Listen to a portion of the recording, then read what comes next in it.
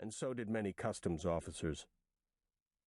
One of them was waving to him. It took a moment for the errant impulse to reach his brain, a moment more for his brain to process the information. Behind his eyeglasses, Medina blinked. The official wasn't waving. He was pointing, ordering him toward a line marked Plant Protection and Quarantine. There was nothing he could do. He obeyed. He lifted his suitcase onto an X-ray machine's conveyor belt and watched his future disappear. Department of Agriculture Inspector Lee Cross was a burly man who'd seen a good deal of smuggling and heard a good number of excuses. He studied the image on his X-ray screen.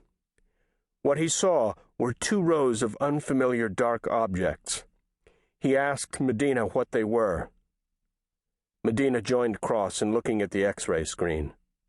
He saw what appeared to be 2 rows of black ravioli.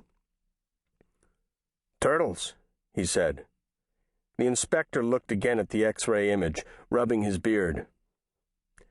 "Ceramic turtles?" he asked. Medina said they were not ceramic. Cross assumed Medina was bringing in Argentine handicrafts that were either undeclared or undervalued on his customs declaration form. It was hard to tell from the X-ray, but the way the items were layered, it looked like there might be quite a few of them. "Wooden turtles?" he asked.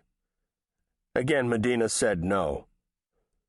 "Well, sir," Cross asked, "what sort of turtles are we talking about?"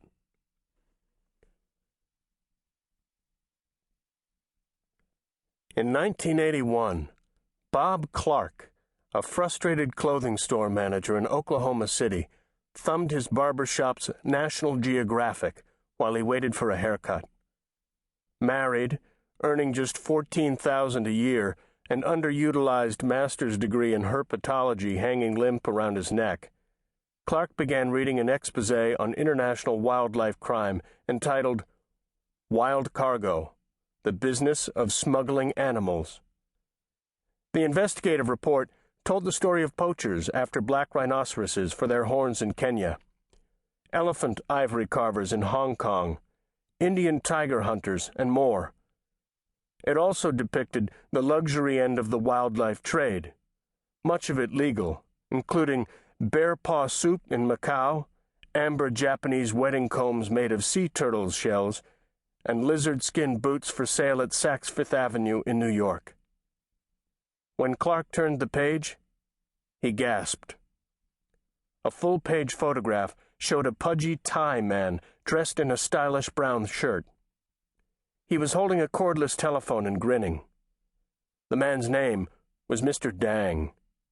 Around Mr. Dang's neck was looped a young Burmese python, one of the most common snake species in the U.S. pet trade. Dang was smiling because instead of the brown and copper coloring that marks a normal Burmese python, Dang's snake was pale yellow and white, an albino. Clark began to tremble. According to a caption beside the photograph, wildlife tycoon Mr. Dang of Bangkok annually sells nearly $1 million worth of pets from Asia. This rare albino python could bring $20,000 in Germany, Japan, or the United States, his major outlets.